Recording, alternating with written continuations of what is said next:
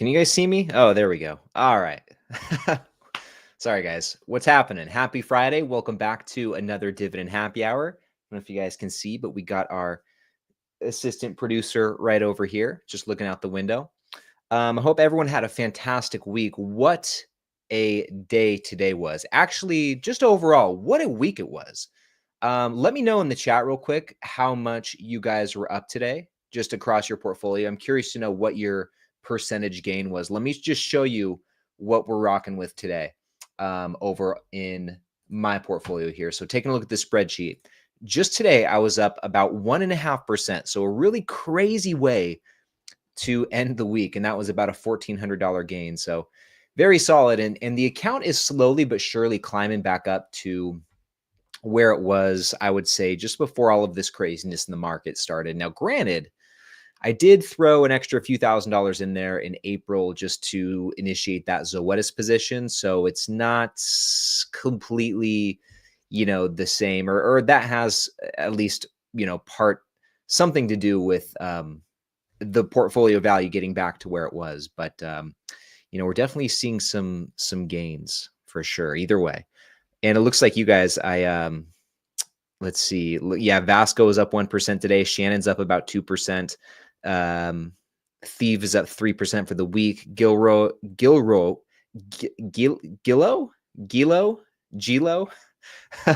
is up 1.8% today. Very solid gain. Nice job. Australia is up 1.3%. Pat's 1.14%. Pat S is 1.05. Nice. Janet about 1.5%. Marcus 1.4%. Chris had a really solid day, up 2%. Holy cow. JM up 3.2% in the Roth and 1.4% in traditional. There you go. Nice. Oh, Matt, nice. Bought Lowe's, SHD, and Zoetis. Good stuff. Drinking a hot chocolate, up 1.3%. Nice. Bubble Chaser with a crazy day. Look at that, guys. Up 2.66%. Very, very nice. Let's see. Oh, Eduardo's down 5%. How did that happen? What brought you down so much today?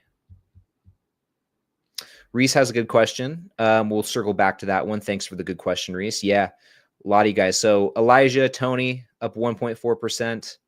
JD's up 4%. Holy cow. Tony's up 1.4. Nico's 1.65. What? Okay. We'll see you later. Eduardo's break even today. Okay, nice.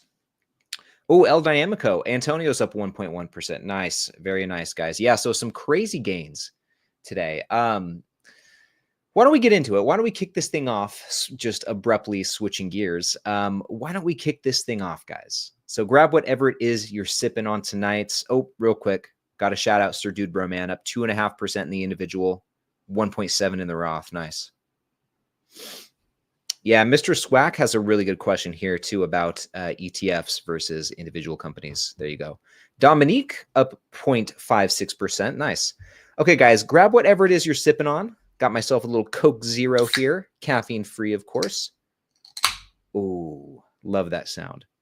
Love that sound. So, guys, here's to you guys. Thank you so much for tuning in and hanging out with me tonight. It's going to be another fun Dividend Happy Hour, episode 136. So very stoked about that. Can't believe we've been doing that. That's almost coming up on 2.5 years, I think, right? Crazy. But anyway, here's to you guys. Thanks for all the support. Thanks for always tuning into these every single week. I always look forward to hanging out with you guys. This is a fun time. And also here's to the dividends, right? Here's to the pursuit of that sweet, sweet cash flow. Because really at the end of the day, that's why we're all here, to talk about some dividend stocks. That's really what's bringing us together. But either way, guys, cheers. Here's to you. Oh, that's good.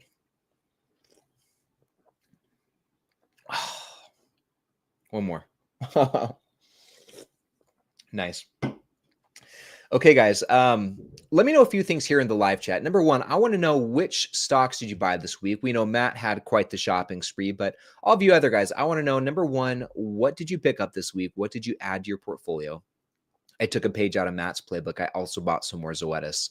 Number two, I want to know, what are you sipping on? What did you bring to drink to the Dividend Happy Hour? There's getting to be like so many questions that I'm starting to like lose track. But number 2, what are you sipping on tonight? Number 3, did anything cool happen in your guys' portfolio this week? I know, it was a great day. Today was a great day. Maybe some of you guys are back up to all-time highs. Maybe some of you started new positions. Maybe you hit your 100th share of realty income. Anything cool that happened in your guys' portfolio this week, throw that in the live chat. We'll shout out your accomplishments. And number 4, I also want to know, do we have any first timers here in the Dividend Happy Hour? If this is your first time tuning into the live stream, first and foremost, welcome aboard. I am so stoked to see you here in the stream, and I hope you enjoy it. This usually runs for about an hour. I'm a bit long-winded. I like to ramble. I've kind of have a hard time ending the stream, so we usually go a bit over. But it starts at 5 p.m. Pacific time, 8 p.m. Eastern time every Friday night. Unless there's, something going on and we have to adjust things or I'm not able to stream, I'll always let you guys know. You can always see the updates for the week over on the community page on my channel. You can also just see it in the Discord group, but assume that every week, Friday, how do I say this? I'm about to lose it here. Every week, every Friday night at 5 p.m. Pacific time, 8 p.m. Eastern time, we're doing the happy hour. Gosh, I don't know why that was so tough to get out. Okay, so let me scroll up and see what you guys have to say here. And it looks like there's about 100 of us. I cannot talk tonight. There's about 100 of us here in the stream, which is very cool. Thank you all once again for tuning in. I really appreciate it. Let's see.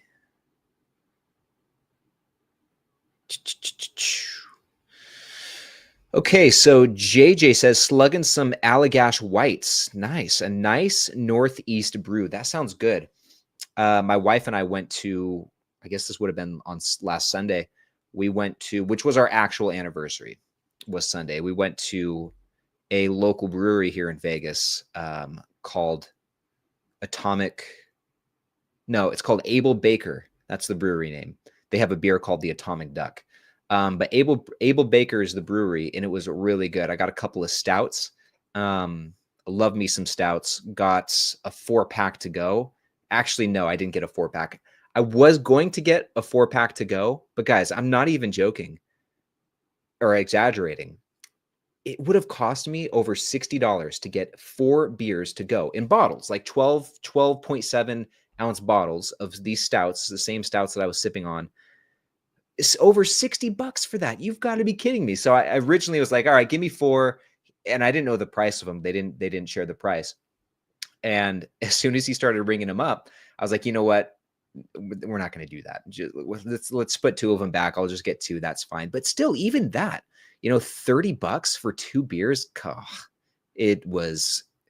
I felt totally taken advantage of. And the beers were very, very good. And it's, craft brewery. So whatever. I guess I could expect them to be a bit more on the pricey side, but still, that just seems outrageously steep to me. I felt really gypped.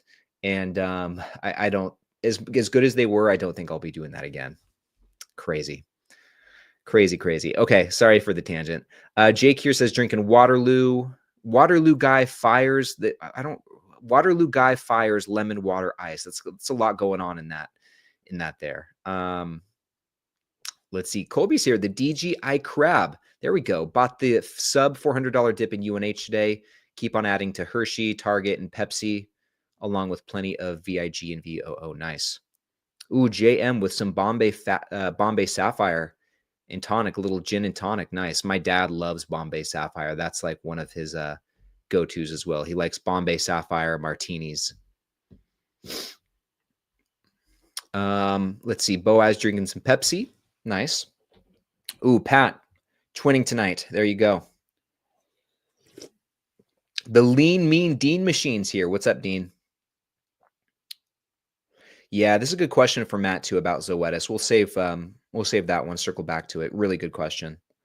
Yeah,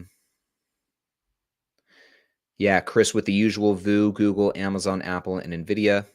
Nice. JR bought some UNH. Brett with quite the shopping spree there. Look at all these guys. SPY, SCHG, Google, Occidental Petroleum, Starbucks, and Nike. Man, that Starbucks dip sure didn't last very long. You know, it was under 80 for a good minute there, but yeah, now it's back up to like 84. So crazy. Sir Dude Bro, man, interesting. This is I'm very surprised I'm very surprised to see this. Bought some Altria this week. What, if you don't mind me asking, what prompted that? I'm curious to know. JJ said, I bought this ETF called VOO. It's really cool. It's the best 500 companies wrapped up in one. Nice move. Very nice. Shannon with quite the shopping spree too. What really stands out to me there is Chevron. Chevron is looking great. Really good time to buy Chevron, I think. Even EPD, Chevron and Enterprise Products Partners both saw a decent pullback in the last month.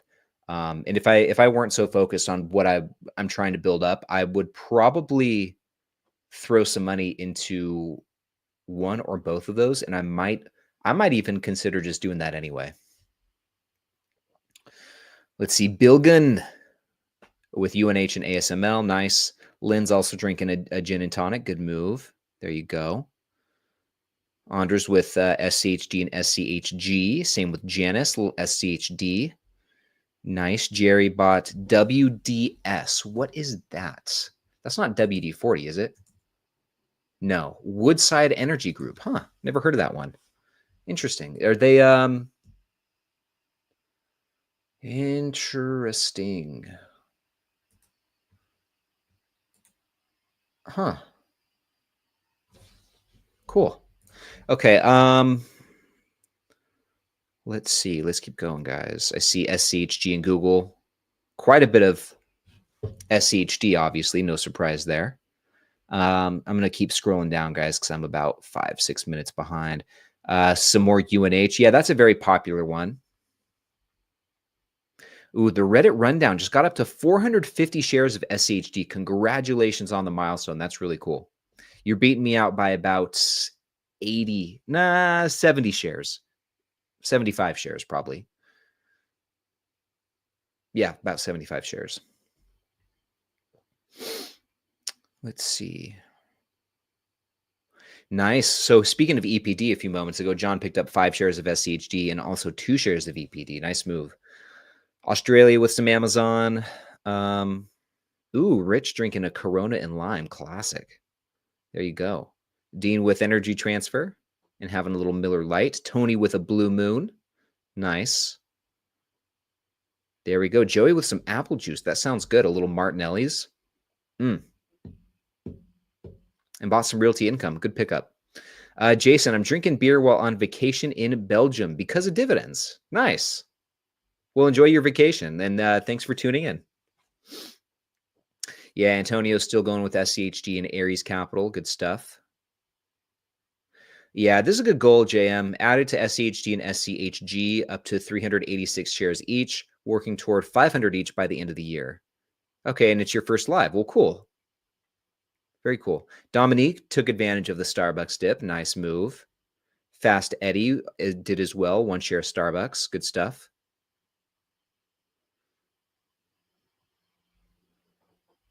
Let's see. All right, guys, I'm going to scroll down just a little bit. Wow, Pat, nice move with Target. And holy cow, 992 shares of SCHD. Next week, 1,000 shares. That's crazy. Good job. Good job. Yeah, Cutter with quite the shopping spree. I see some Vici there. Nice move. Vici put out some solid earnings, I thought. Interesting, too, they announced a partnership with Red Rock Casinos, which is actually one of the bigger... Actually, I shouldn't say bigger, but one of the... definitely one of the more respected casino developers and operators here in Las Vegas. They have Red Rock Casino. They also have the Durango Casino, which was just recently built here in Las Vegas. I used to live right down the street from the Durango, and I actually think they're going to be building a new casino up in my neck of the woods, kind of in the northwest area of Las Vegas. I think I've only heard rumors about that. I don't know if so Red Rock is a station casino. I'll look this up later. I always thought that was confusing. So Station Casinos is another casino developer. And yeah, I don't know. Anyway, I won't even get into that.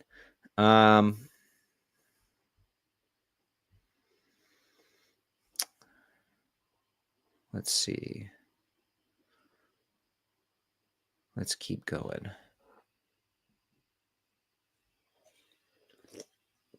Yeah, $15 a bottle. It was crazy. $30 is steep even for good beers. I completely agree. And Janet, yeah, this was my thought exactly. You can buy a few SCHD shares for that beer price. Yeah, I just, it was fun. It was a fun experience, and I really enjoyed it. It's hard to find a good stout here in Las Vegas. And so, I wanted to try it out because I really do enjoy them so much, but it's just not worth it. Just not worth it. I think though I could probably find them. What's interesting is I could probably find them here at like Total Wine or like maybe like Lee's Discount Liquor, or I could go somewhere, outside of the brewery and probably find them, and they'll be more affordable outside of the brewery. So I don't know. I just don't get it. That's crazy to me. That's more expensive or just as expensive as getting a cocktail on the Strip. And this brewery was not on the Strip. It was down in like the Arts District.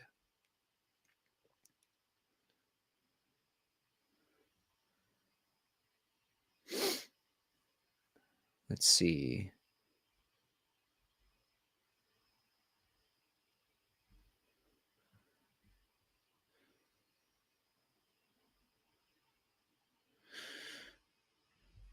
And I'm just scrolling through, saving some questions. I see a good one from Fantasnics about non-US stocks. Yeah, Sir Dudebro, man. This is what I was thinking. I was shocked that you didn't buy any Broadcom for the first time ever. Yep, exactly. That was exactly it. Let's see. Ooh, thoughts on NLY. That's Annaly Capital Management. I got some thoughts on that one.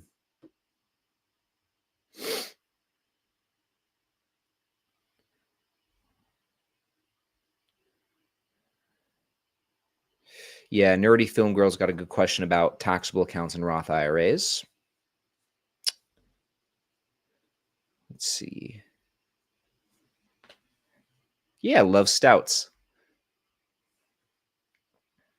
I'm glad I'm not the only one. I feel like whenever I say that, I always get kind of a weird response. A lot of people don't seem too into stouts. Maybe like during the winter, but definitely not during the summer. You won't catch a lot of people drinking stouts, but man, I'll drink them year round. Yeah, that's true, Fast Eddie. Spend whatever you want on the beer you like as long as it fits your budget.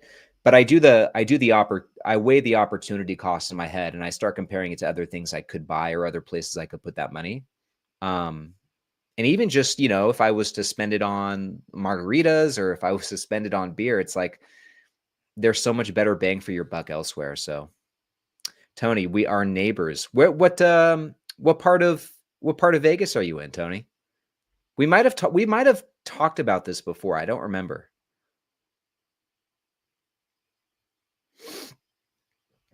The Bird, thoughts on UNH after earnings? Truth be told, I really don't keep tabs on UNH. I really don't understand insurance companies. But if you do, I mean, UNH seems to if you're going to buy it now, seems to be a pretty decent price or time to do so after it's seen such a pullback. But like I said, I really don't spend a whole lot of time thinking about this company or spending time with it just because insurance is not really my wheelhouse. So, and for better or for worse, like maybe I'll miss out on a good opportunity. But like I said, I don't really get how to look at these companies. So yeah. Are we still on in the Starbucks dip? It's not a bad time to buy it, but I will say real quick, here's my concern with Starbucks. As much as I love the company, I'm getting a bit worried about the payout ratio. Like for this quarter, it was over 100%. And yeah, that's just concerning for obvious reasons. So that's something that I'm going to be keeping a close eye on moving forward.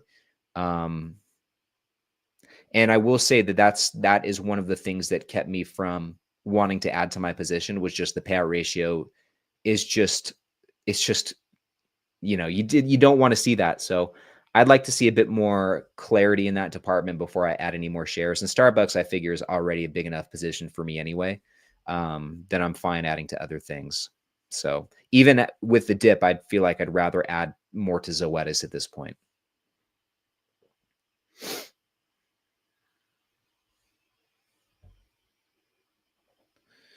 Let's see. Sky Canyon. Okay, yeah, Tony, I'm right up there too. I am right off of, like, what's the road? Chamber?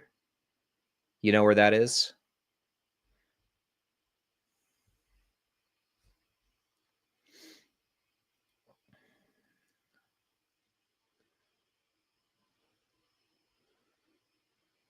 Okay. Yeah, in moderation because of the calories, totally. Jason's got a good question about Nike. Okay. Yeah, this is what I'm concerned about. There, you can get away with a quarter or two, or probably even three, maybe even a year of a payout ratio over 100%. But if it persists, there will reach a point in time where the company will have no other option than to cut the dividend. And so that's something that I'm a bit concerned about. It's something I'm watching closely. And like I said, as much as I love the company, I don't want to be on the receiving end of a dividend cut. So for the first time ever since I've owned Starbucks, it's got me thinking. I have to admit. But with that, guys, so I have 7. Elijah says I work for Starbucks. Nice. So I've got 7 questions saved here. I think we're going to start going through some of these. Got some great questions. Okay, Tony said, I moved there 3 months ago, still learning the area. I'm surprised, like, because I run all around Sky Canyon. Like, do you know where, you probably know where, like, the community center is, where the pool is? They've got the little coffee shop in there. You know what I'm talking about? I run all around that area, so I'm surprised you haven't seen me out and about. Maybe you have and just haven't realized it, but I'm always out there.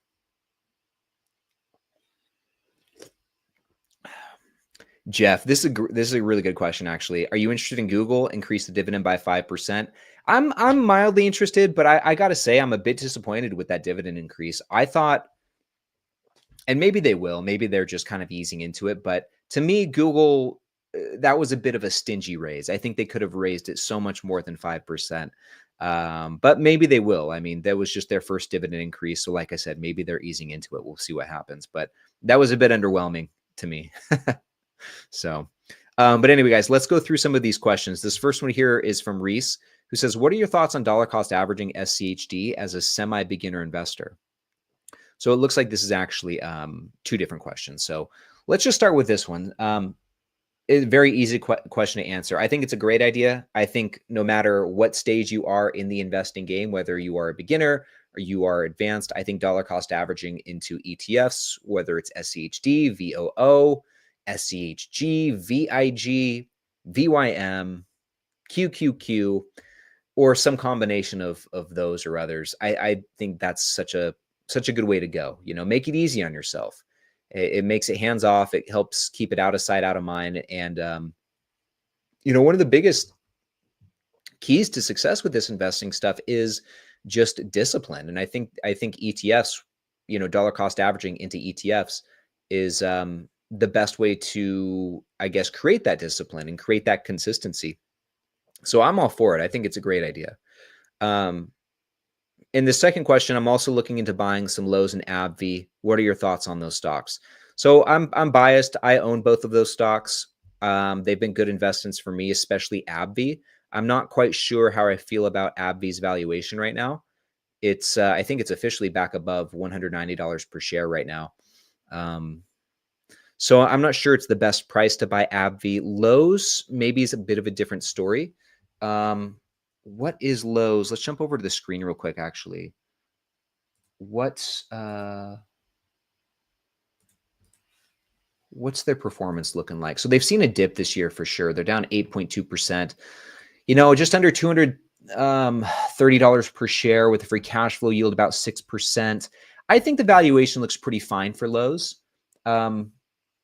Depending on what happens just in the economy and with tariffs, we may see some more turbulence for Lowe's, and there may be an opportunity to get it at a lower share price than today. We've actually seen it get even lower than here. It wasn't that long ago that it was a bit closer to $200 per share, which I was this close to wanting to buy more because of that. But yeah, I think Lowe's, if we're just talking valuation, looks to be the better bang for your buck. But I think they're both fine companies. And like I said, I own both of them. And that's not to say that you should buy one or buy the other or buy both or neither. And you definitely shouldn't just base which one. If you're between one or the two, which you shouldn't be, there's tons of room to have both in your portfolio. They're completely different companies, but I wouldn't necessarily just base it on the current valuation. I would look at both of them holistically. So, hi, what are you doing? Uh-oh. Around this time every single night, Peanut, he just gets busy. What are you doing? You want to come up here? Come on. There he is. Yeah, he just gets busy. Okay.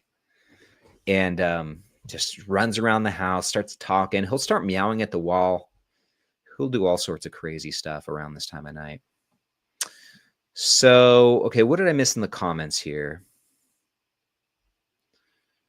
Let's see. Let's see here.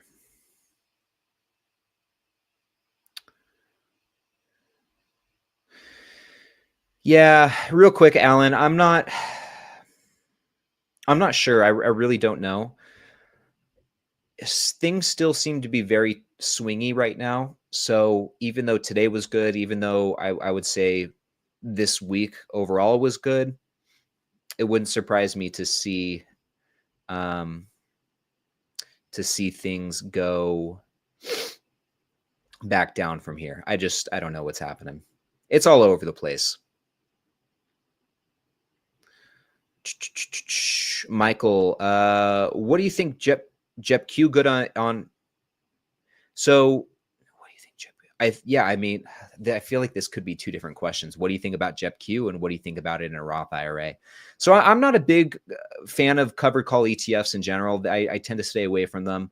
But I do think if you're going to own them, JEPI and JEPQ seem to be some of the better ones out of the bunch. I actually think those have been fine. I've actually been pretty impressed with those so far since they've been around.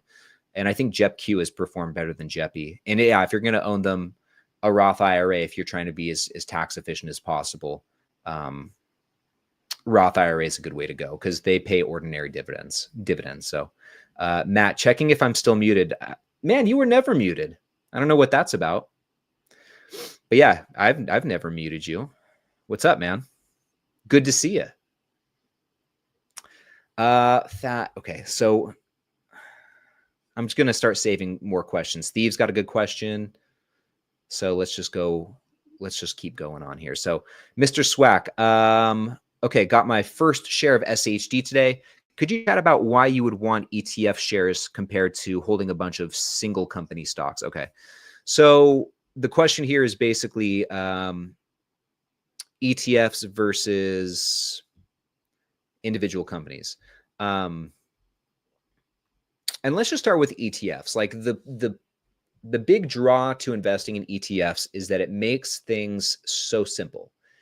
You know, you can buy into one ETF and you have a pretty much pre-built, diversified portfolio of companies, you know? And so it really takes all of the guesswork actually out of investing, which for a lot of people is one of the biggest concerns or fears or things that they're not too sure about, just not really knowing what to buy or where to put their money. So ETFs really make investing, I think, accessible to anyone. I mean, everyone has to start investing at some point. It's inevitable. And a lot of people are intimidated to do so for like I just said, they just don't know where to invest, where to put their money, and frankly, just don't care, don't have an interest in learning about this stuff. And so I think if is you, then ETFs are a great way to go. Now, on the other hand, and there may be some other stuff that I'm missing too, so you guys feel free to fill in the gaps here in the comments. Oh, sorry, I just saw Matt's comment. Oh, that's funny. I don't remember that. And maybe you did, man. Maybe you did get muted by one of my mods here. They're pretty quick. So, but yeah, it wasn't on my end if it did, but man, either way, I'm happy to see you. So, anyway, back to what I was saying. Going over to the individual companies, it's just different. Individual companies, if you're building a portfolio of individual companies instead of ETFs, obviously you have more flexibility to decide where you put your money. And some people like that freedom. They like being able to custom build their portfolios from the ground up based on what they think is going to be a good investment, based on what they think is interesting. And it's a lot more like collecting, I guess. Some people are just natural collectors. They like to collect things, and they get into these things, whatever it is, and just really like sink their teeth into it and find it interesting. You can, hi, buddy. Yeah, I know. What? My goodness. Oh my goodness.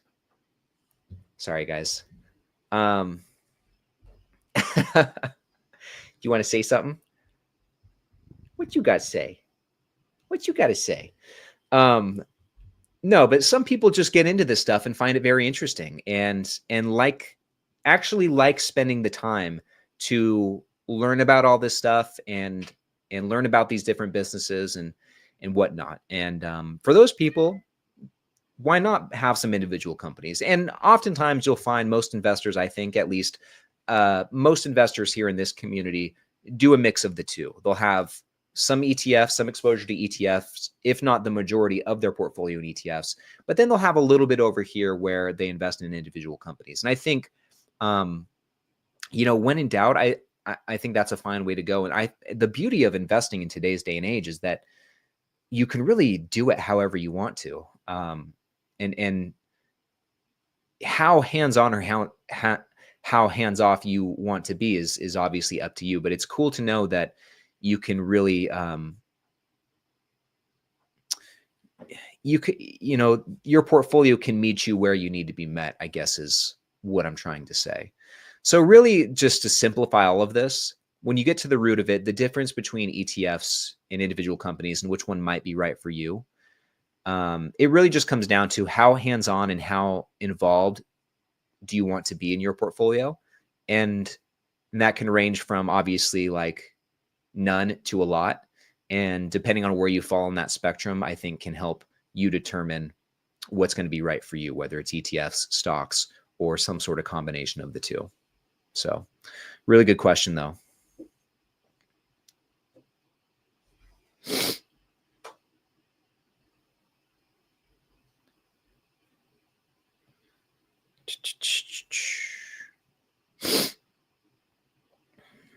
Okay, so let's go over to, that was a really good question. This next question here is from Matt, who said, I saw in your newsletter you bought Zoetis above your 150-ish average cost basis. How far up in price would you dollar cost average into Zoetis before you stop? I want to add more to mine, but I'm not sure if the price will be in the 150s. That's a good question, Matt. Something I've been thinking about these last couple of days because it's quickly gone. It's seen a pretty quick gain this week. We'll see what next week brings, but I think right now Zoetis is like 157. You're crazy. You're just, what? Can you guys hear him through the mic? Yeah. They're saying hi to you. Are you saying hi to all your friends? Yeah, I know. So to answer the question, I haven't completely decided. I think I would probably dollar cost average into it up into the 170s. But I'm getting close to being content with the Zoetis position. Like it's about 4.8% of my portfolio right now. And I mean, I'll continue buying it as long as it's kind of around this price range. But yeah, I would say that I'll dollar cost average into it until it gets up into like maybe the 170s, mid 170s at most, or until it reaches about 7 to 8% of my portfolio, whichever one comes first, I would say. So I'm kind of being a bit loosey goosey with it. I'm already starting to feel, because I'm only up 4.5% right now. Um, but already I'm starting to feel that um, I don't know exactly what the right word is, but I'm starting to get that feeling where you feel where you don't want to buy too far above your cost basis. So I'm already starting to feel that, and it's like I said, I'm only up 4.5%. It's really nothing crazy, but this is a good. It's something that I'm trying to keep in the front of my mind and be mindful of, because I think this will be a good experience to force myself to buy it above my cost basis. Um, because I do think 5, 10, 15 years down the road, I'll look back on this point in time where I started this position. Like if I stopped buying it when it was in the 160s or something, um, I probably would regret not adding more if I stopped buying it just because it reached 160, $165 per share. So I want to give myself a bit more wiggle room there. And I think in the long run, it'll play out. So hopefully that makes sense. I know that was a very roundabout way of answering that question, and it's something that I'm still thinking through, but that's kind of where I'm settling right now. So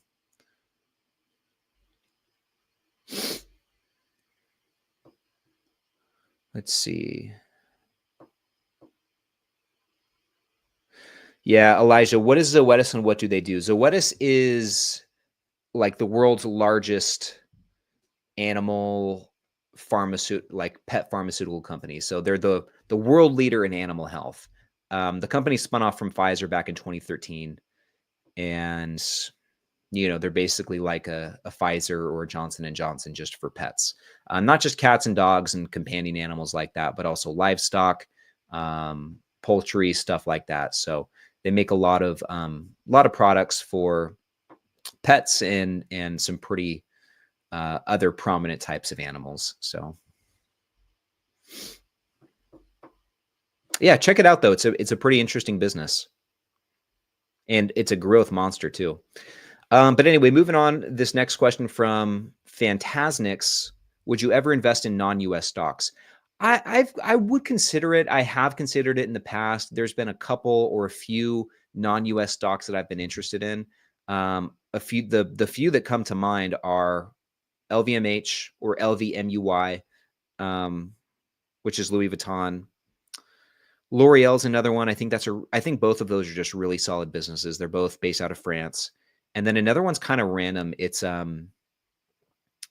let me actually pull it up because I don't remember the ticker symbol, but it is basically it's so random. It's basically a Mexican airport. I think the idea of investing in an airport is very interesting, and that's what prompted me looking into it. Like, airports are kind of interesting. Seem pretty resilient. Like they lease space to tons of other businesses that like set up restaurants or stores or whatever in the airports. Um, and so I started looking around to see which airports are publicly traded. It turns out really like not many, but there's a Mexican airport. Gosh, guys, it's gonna give me a second to find it because I really want to show you. Maybe I need the names. I need the company name. I don't think it's going to show me that. I'll know the ticker when I see it. Just bear with me. This might take me a moment. I feel like maybe it starts with an L or a C. Maybe a D even. I feel like it's an L. So let me. Okay. LHX? No. Oh, I feel like I'm right here. Maybe an M? It's somewhere in here. It's got to be somewhere in here.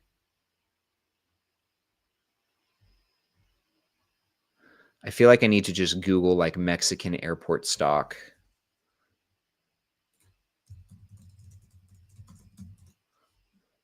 PAC. Okay. I think this is what it is. Yeah. So this one right here, PAC. I was way off on the lettering there.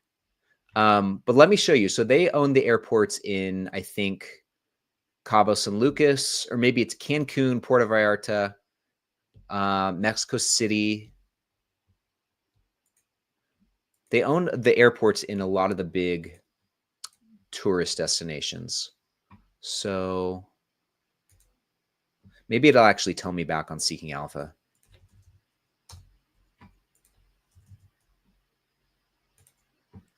This is another one I was interested in for a while. The financials actually look pretty good. Okay, so yeah, it'll tell me right here. The company operates 12 international airports in Guadalajara, Tijuana, Mexico, and 2 other airports in Montego Bay. Okay, so no, it doesn't tell me the specific ones. Gosh,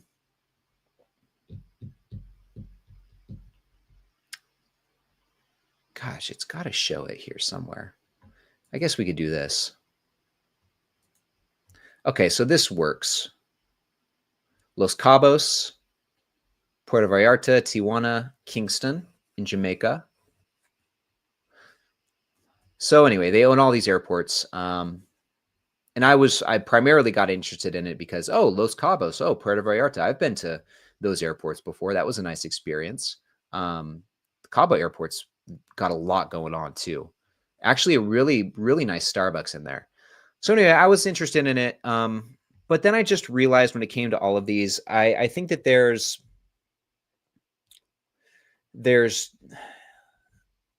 just I don't know. I guess I'm just not comfortable investing in countries where I don't quite understand the relationship between businesses and the government. And I just don't really get the nuance of businesses in those operating businesses in those countries. And I know when it comes to companies like L'Oreal and LVMH, they're international, but still they're based in these countries, like in France. So, and I just don't know how that would impact them or if it would. So I guess what I'm trying to say is I ended up passing on all of them and kind of just turning them down for now for that reason, just because I didn't feel comfortable enough to um, get into them without really understanding that. So yeah, H32 says one of the super investors invests in a Turkish airport. I think that's probably Monish. Yeah, Sunday. How do you feel about your dad going to the Berkshire convention today? I'm jealous, man. And would you buy a share so you can join him in the future? Yeah, we were talking on the phone this morning and he said, you better buy a share. You better, oh my gosh, he's crazy. You better buy a share so you can come next year. I was like, yeah, I think I will. Okay, you better do it. It's funny. But yeah, I would I think that could be the exception, guys, the non-dividend payer that I add to the portfolio. Just buy a share, just to be able to go to the meeting next year. I posted about it on Blossom. Which, by the way, if you guys aren't on Blossom, definitely check it out. There's a link to it in the description. You can see my full portfolio there, see all of my buys every week in real time. Just a great place to be if you're an investor. So definitely download it. It's free, link in description. But I posted about it on Blossom, and Russ and I started commenting back and forth, and I think now we're texting about it. And he said the same thing. He's like, I don't know why I haven't gone. I'm only like 5 or 6 hours away from Omaha driving. And so he was like, yeah, I told my wife about it and she said, you should go next year. And so I don't know, maybe we're planning on making the pilgrimage, but we'll see what happens. Okay. Anyway, moving on to this next one from Jungle Pet Portraits. What's your thoughts on NLY? Okay. So it's been a while since I've looked at this company. NLY is Annalee Peanut. Knock it off. Annalee Capital Management. And from what I remember about this company, it was a big fat yield trap. Okay, like this, unless I'm just I'm missing something here, and it's a mortgage REIT, I believe. Um, unless I'm missing something here, it's just all over the place. The financials are all over the place. Um, and this, like, you don't even have to look farther than this to know it's a yield trap. So historically, over time, the dividend per share has gone down. They cut it right here, they cut it the next year, and they cut it 2 years later. So that's 4 dividend cuts in the last decade. But generally speaking, the trend is that the dividend per share is going down over time.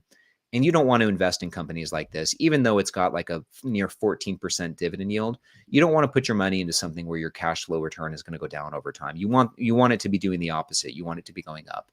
And when it comes to stocks like this, it's just bad news. So yeah, I don't think this is worth investing in at all. So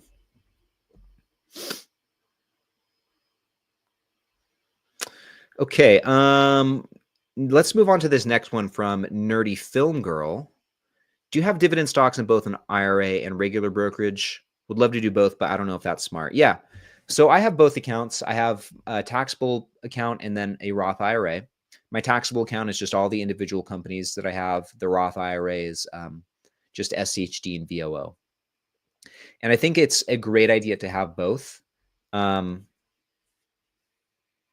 For just the sole reason being, at some point, assuming that nothing crazy happens, right? But at some point, you're going to be 60 years old. You're going to be 59 and a half years old. You're going to be retired. And when you get to that stage in life, you are going to want as much tax-free income and profits as you can get your hands on. And just for that reason alone, I think it makes sense to have a Roth IRA. Now, with that said, if you're someone who plans on retiring early, like myself, for example, I plan to start pulling some of my dividends. Realistically, by the time I'm somewhere between 45 and 50, not all my dividends, but maybe, just start pulling $1,000 a month or something like that from my taxable account, obviously. If you are someone who has those ambitions where you could see yourself start to, use your passive income long before that Roth IRA withdrawal age of 59 and a half, then, I mean, either way, you should have a taxable account. But the benefit of the taxable account is that it offers you that flexibility to access that money whenever you want it. And life's crazy too. Like, you never know what's going to happen. You should have an emergency fund for sure, but you just never know what life is going to throw at you. And so, it's good to have money in a taxable account too, and to be building up a taxable account just to have that flexibility for anything that happens, whether something crazy happens or you need to use that money, or, you reach a point where you just want to start pulling some dividends. It's good to have that optionality, and taxable accounts give you that, ability, or give you that optionality. And so, yeah, I don't think you should neglect your taxable account. I think you should invest in both. And, whichever one you want to,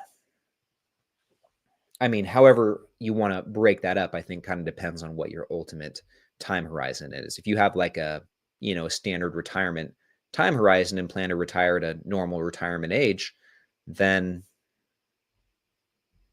yeah, there's no reason, I think, why you shouldn't max out your Roth. I think you should try and max it out no matter what. I'll just leave it there. But I guess that's kind of where I settle between the two. Both are important to have for different reasons, and both offer different benefits. So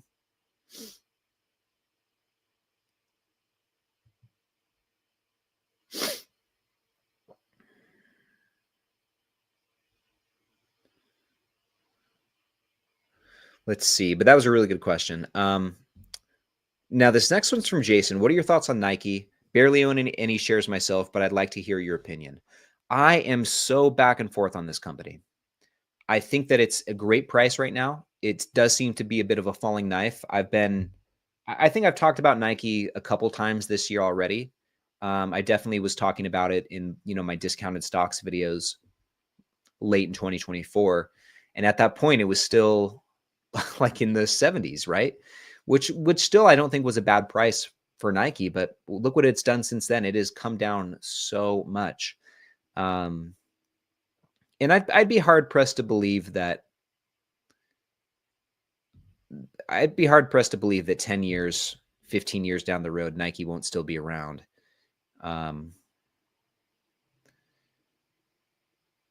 But it's, for some reason or another, it's just not a company that I've been able to fully get behind. I like it. I like the brand. I'm really happy with all of the Nike products I have, especially the running shoes. And I don't see myself getting any other type of running shoes besides Nikes, just because I'm really happy with them and go with what works. But I don't know. For some reason, it's just not something that I want to put money into. Something about investing in clothing and retail. It just, and Nike, hasn't really ever been out of style, but still it's, there are times when it's more in favor than others, I think. And I don't know, just something about investing in clothes, I think is really tough, just because fashion does tend to change. But, like I said, Nike has been able to endure a lot of that and kind of buck that trend. But that's what's keeping me from really wanting to put money into the business. Another like similar company that I would have loved to own and still would is VF Corporation, because I love Vans. Like, I pretty much exclusively just wear Vans outside of my running shoes. But still, I can't get behind it for the same reason. It's just, and VF Corporation, the financials are terrible. I think Nike's financials look a lot better. But yeah, it's ultimately not one. Unfortunately, it's not one that I see myself investing in. But if you feel differently, like if you disagree with any of that, and you think Nike's ultimately a good business to invest in, then I think now's a pretty good time to buy some shares, because it is looking cheap for sure. So let's see.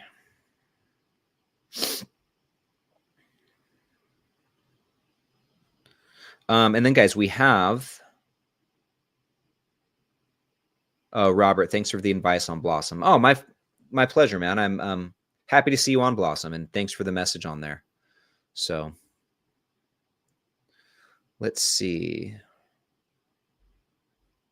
Okay, so this last question's from Fast Eddie. Are you still holding cash in case there's another dip? Yeah, I do. I do have, and Robert, I'll save this right here. Save your question. Yeah, I'm still holding cash. So I'm building up cash in a high yield savings account right now.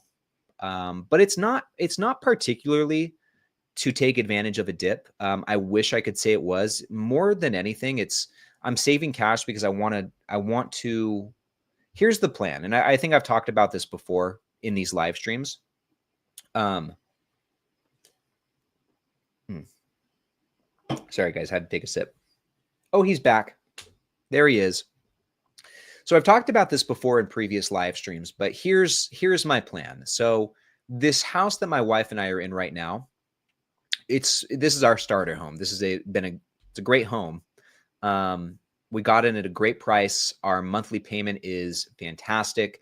And long story short, I think this is going to cash flow really well as a rental, especially now. I think it would, but I even think that's going to be true 5 years down the road, 6, 7 years down the road. I think that's going to be even better. The cash flow is going to be even better. So what I'd like to do, or what we'd like to do, is we'd like to, when we're ready to move into our next home and upgrade from here, hold on to this home and keep it as a rental. And so that's really why I'm saving cash right now. I did take some of that to put in to start the Zoetis position, but I don't want to make a habit out of that. So that's what that cash is for. I'm really saving up that cash to put towards like the next down payment, or the down payment for our next home. And this is going to be like a multi-year savings plan.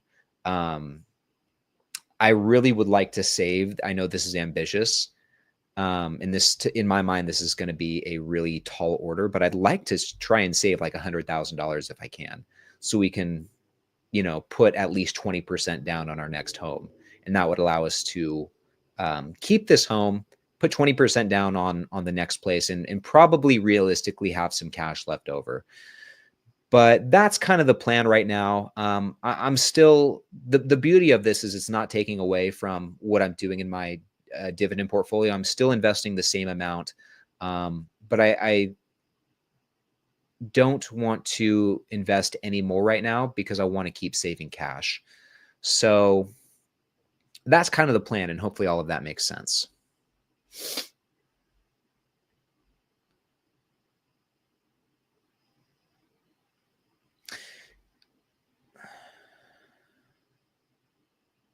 Let's see. Where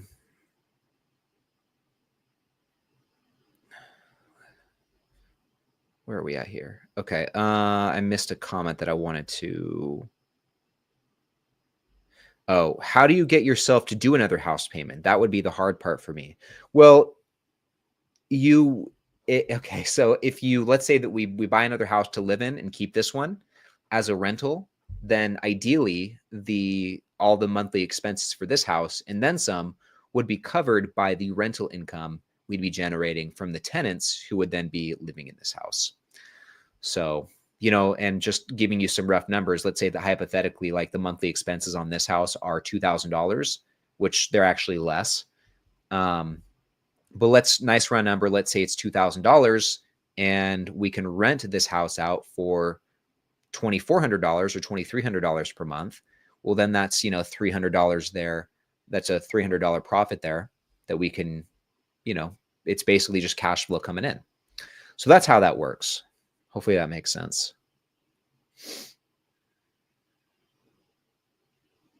Oh, that'd be like a 500K house or something like that. Yeah. 20% of 500K would be $100,000. That's not too unreasonable to expect that you'd be paying that here in Las Vegas. I know Adam can speak to that. Tony can probably speak to that as well. Hopefully we don't end up, ideally, if our next house could be somewhere between 400 to 450,000, I think that would be ideal. But we'll see how it goes. And like I said, I want to save and be prepared for anything just in case. I'd rather have too much cash than not enough. So I'm really trying to save. So, okay. So Robert had this question a few moments ago. What company to replace PSEC with? Truth be told, Robert, I don't have a good answer for you. I really can't. I can't tell you what you should invest in. That's something that you have to decide for yourself. And I wish I could give you a better answer than that, but that's really where I settle with this. I can't just be like, give you a company out of left field to invest in. And I certainly am not going to tell you how to structure your portfolio or how to build it, because that's just not my place. And that, truth be told, that's not a responsibility I want either.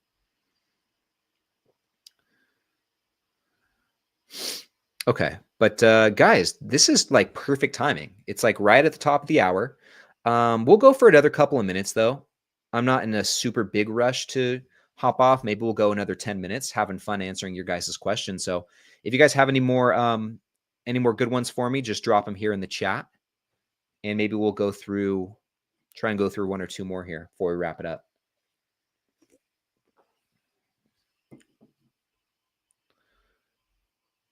Any thoughts on FDVV? Let's look at this one. I don't know that I've checked this out. FDVV is the Fidelity High Dividend ETF. Looks like we got a 0.16% expense ratio. Okay. So the top holdings look like a kind of a hybrid between what you might find with like the S&P 500 or an SCHD. It's kind of like a hybrid between the two, it looks like, just based on those top 10. I mean, the yield doesn't jump out to me too much. It's fine yield. 5-year growth rate doesn't really jump out to me too much too. Just based on the dividend stats alone, I would rather just go SCHD. But let's look at the returns, because maybe those will make a difference here. Maybe FDVV has outperformed SCHD. But I would say right now, I'd still rather, just based on what I've seen so far, I'd rather go SCHD. And also SCHD has a lower expense ratio. Okay, so we're getting higher total returns than SCHD, which is probably due to, some of these top holdings being the likes of Apple, Nvidia, and whatnot. So, okay, there's that. So I guess if you're going for maximum total returns, so far FDVV would have been a better choice. But if you're trying to prioritize income and the growth of that income, then SCHD is probably a better fit. So it's a trade-off there, and it really just depends on what you're trying to optimize for, I think. But it doesn't seem like a terrible fund. Not at all. Glad I looked at that.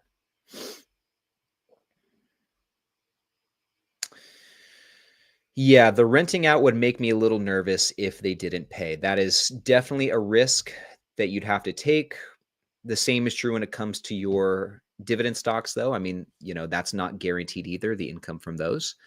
And ideally, when you place a tenant in your property, I mean, you should be screening them. You're looking at their income, you're looking at their credits, you're looking at their financial history to make sure that they have the means to afford their rent payments. And you can also outsource that responsibility to a property manager, which is totally what I would do. I wouldn't do it myself. And they have a good handle on that too.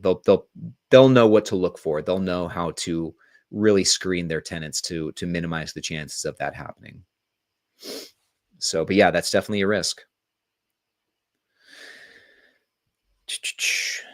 I think I'm about to sneeze. Yeah, Joey, thought it was coming. Do you keep an emergency fund in your brokerage account? I had mine in an index fund and even thought it's an index fund. And even though it's an index fund, I didn't feel safe to move it to a high yield savings. No, my emergency fund is in high yield savings account. And I don't want to put it in an index fund or put it in stocks that, yes, they can go up in value, but they can also go down. And for the purposes of that money, I just don't think it makes sense to put it in a position where I could be losing it, because I want the security of that money and that value being there. And, even in a high yield savings account right now, I'm still getting about 4%, I think. So that's not too shabby. So I think this last month, just the monthly distribution from the high yield savings account was about $70. So it's like, I'll take that. Like that's a whole nother dividend payment, pretty much. That's not too different than what I get in some of the dividend payments in my portfolio. So I thought that was pretty good. And that's also too, that's why I feel okay stacking cash, because you can still get some pretty nice distributions. So, ooh, Leonardo, thoughts on Kraft Heinz? That's a good question. I haven't looked at this company for a while, so let's take a look. Okay, let's do this. So ticker symbol is KHC. First and foremost, like the one thing I noticed is that the snap score is pretty poor. Like in all departments, growth, profitability, debts, the highest score is a 5 out of 10, and that's not great. Really high free cash flow yield though, and very attractive valuation, it looks like. But the financials don't look that great to me. I mean, since 2020, the earnings per share growth it's been pretty decent up to 2023. Revenue's been flat, obviously. Free cash flow's been spotty. The situation doesn't look terrible, though, I will say. The net debt to free cash flow is about 6, so it's just slightly higher than where I'd like to see it. The net debt overall has stayed pretty steady over the last handful of years. The interest coverage looks to be very low in 2024. prior to that in 20, well, even so, even these last handful of years, the interest coverage has been very low. So that's not ideal. Looks like the dividend raises have been, according to this at least, the company hasn't raised their dividend in some time. So, and the payout ratio does look to be going down. So that's good. But it's still on the higher end, especially for like a consumer staples company like this. So I don't know. There's nothing really that jumps out to me about this company. If you were looking for something similar that I think is still at a pretty decent valuation, I think the Hershey company has so many more redeeming qualities than Kraft Heinz. The snap score is way better, like night and day difference, basically. This is a very high quality company. So I think that something like this looks a lot more attractive than Kraft Heinz. The yield's going to be lower. The free cash flow yield is going to be lower. Not by, I mean, still nice free cash flow yield. The dividend yield will be lower. But the dividend growth for this company is off the charts. 15% on average over the last 5 years, still double digits over the last 10 years. As you can see from these metrics here, I mean, the growth is still very much intact. So I think that the Hershey company has a lot more to offer than something like Kraft Heinz.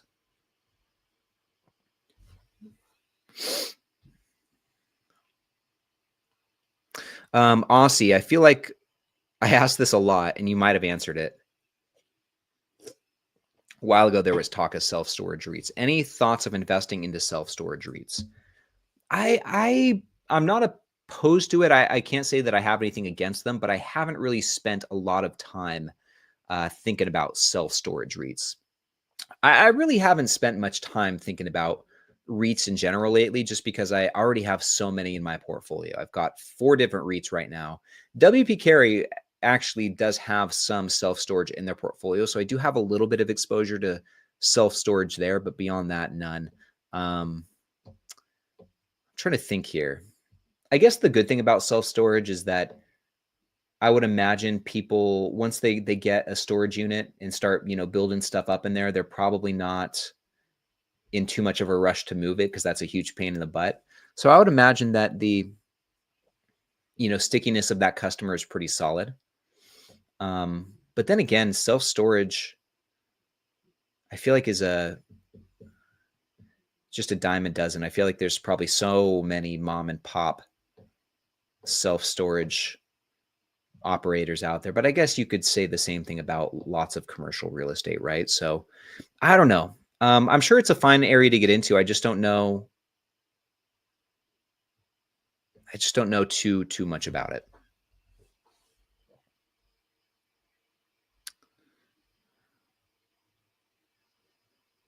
Let's see.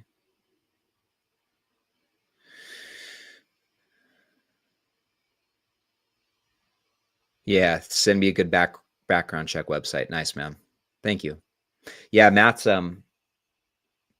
is a landlord. I don't know if you have what your long-term portfolio looks like, but I know Matt's done pretty well with the Airbnbs, which is something I thought about too, actually. Thought about because you can buy down on the strip. There's a few different places where you can buy. They call them like condo tels. They're part hotel, part condo. Like for example, at the MGM Signature, which is right next to MGM Grand, you can buy condos, but then people rent them out short term as just hotels. And they're pretty much just hotel rooms, but you can also own them like you own a condo or a house even. So that idea has kind of been interesting. You can buy those at MGM. You can buy them at Palms. I think maybe at Vidara. Not at Cosmo. I think you can buy them at Trump Hotel. So anyway, there's a few different places around, like right around the strip where you can do that. And I always thought that was kind of a fun, interesting idea. But I'm not really sure what the numbers look like. It seems like a fun investment, but I'm not sure how lucrative it actually is because there's so much red tape, much more red tape that goes with those than just like a normal long-term rental. So I don't know.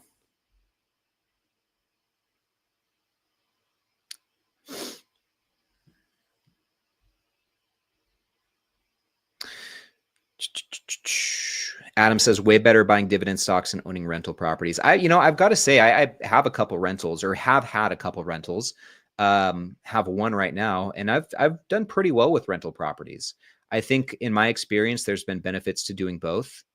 Um, and I guess the good thing about saving all this cash is if for some reason I do change my mind and we decide not to hold on to this and sell it and use that money for our next down payment, then the good thing is I'll have all this cash I can then deploy into the market. So that's another reason why I'm excited to have cash. It's been good to have that optionality. And Adam, to this point too, I've had nothing but a good experience with the property managers I've used so far. So just like anything else, there's good and there's bad.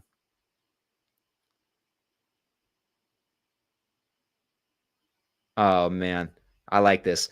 Thank you. I don't even have a dividend portfolio, but you better believe I tune into all your videos whenever I can. Well, thank you, man. I really appreciate that. Let's see. Oh, a lot of condo hotels in Miami too. Cool. Oh, okay. So the juice isn't worth the squeeze with those condo hotels, huh?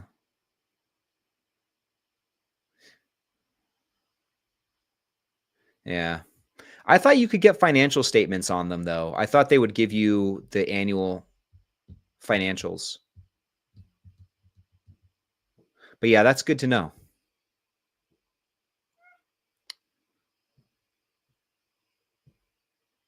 What's the fee for property manager? It depends. It really depends. It's usually maybe 100 to 200 bucks per unit per month, depending on the property manager. That's at least what I've paid in the past. So, but anyway, guys, I think this is a pretty good peanut. I think this is a pretty good place to wrap it up. Fun stream though, really fun stream. Went a little bit over. I think this was like the perfect amount. And it is dinner time. I've got some leftover pasta that my wife made the other night, and I'm excited for that. But anyway, guys, thank you so much for hanging out with me this last hour and some change. Thank you so much for tuning in as per usual. I hope all you guys have a fantastic weekend, and be sure to tune into tomorrow's video. I've got it going out first thing, early morning. It's going to be my monthly portfolio update video, and got some good stuff in there for you guys. So definitely check that out. Have a great weekend. Stay out of trouble, and I'll see you in the next one.